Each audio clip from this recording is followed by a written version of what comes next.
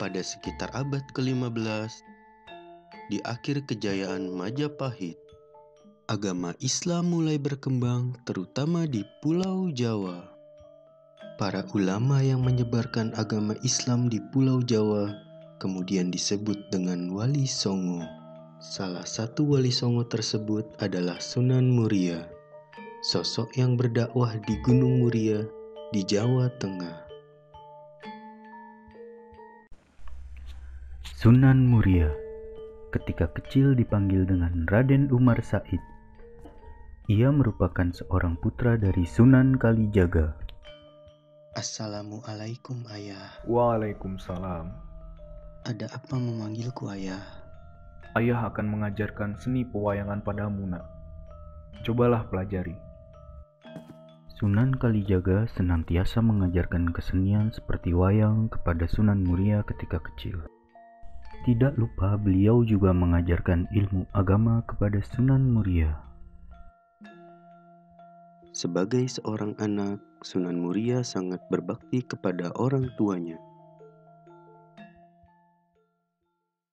Memasuki usia dewasa, Sunan Muria dipercaya untuk menyebarkan agama Islam, sehingga dikenal dengan sebutan Sunan dan merupakan bagian dari Wali Songo.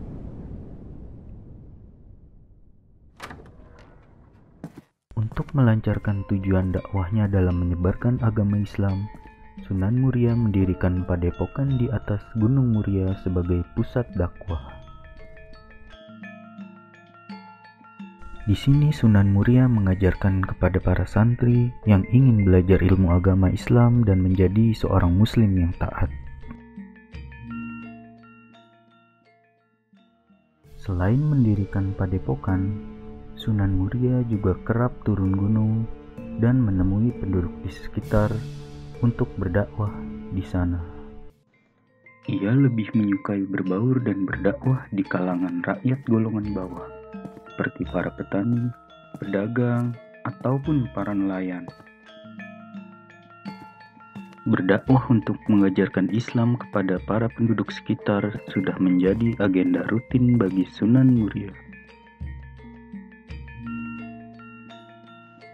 Ketika berdakwah, Sunan Muria senang menyusupkannya dengan kesenian, seperti nyanyian tembang.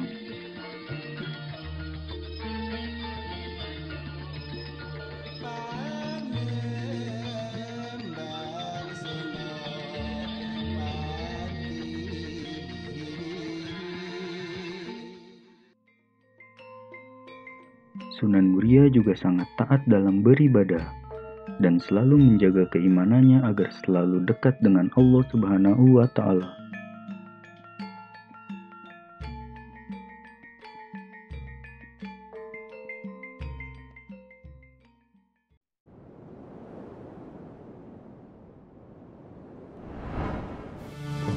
Dikisahkan pada suatu masa, Sunan Muria menghadiri acara selamatan yang diadakan oleh gurunya, yaitu Sunan Ngerang.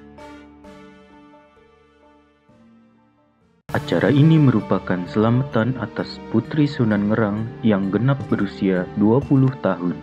Kecantikan Dewi Roroyono membuat semua mata yang hadir terpana, tak terkecuali Patak Warak.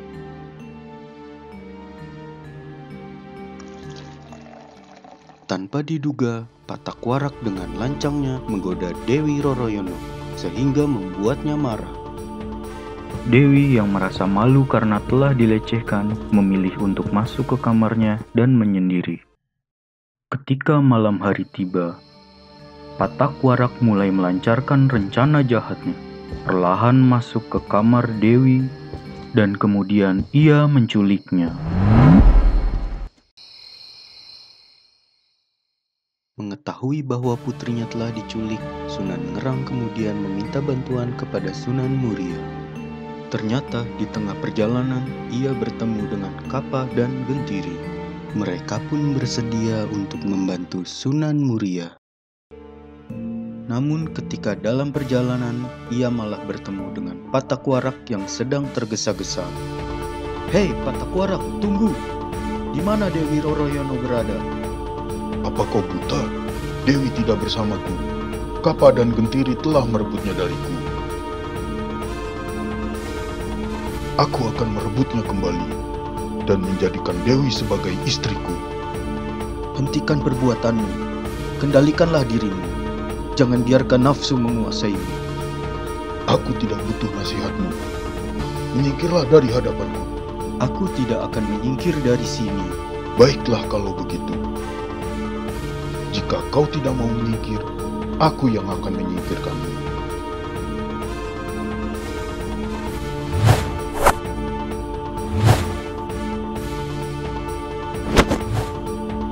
Setelah beberapa lama pertarungan berlangsung, akhirnya Patak Warak berhasil ditumbangkan.